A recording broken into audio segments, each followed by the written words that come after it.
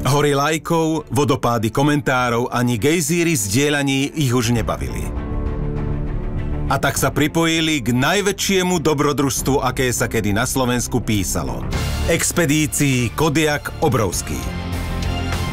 Naši hrdinovia sa volajú Daniela a Martin a sú pevne rozhodnutí prejsť hory aj doly, aby na konci opäť šťastne stretli svoju lásku.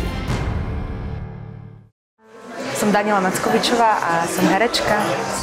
Od malička som tancovala a tam, kde sme skúšali v Istropolise, tak tam som raz začula, že sa pripravujú herci a strašne sa mi to páčilo. Išli sme na predstavenie a povedala som mame, že toto chcem robiť. Čo som ochotná spraviť pre lásku? Čo bude v mojich silách? Do tohto dobrodružstva som sa rozhodla ísť aj pretože som si overila v živote, že ísť poza svoju komfortnú zónu je veľmi vďačné v živote. Cítim sa byť dobrodružný človek, určite.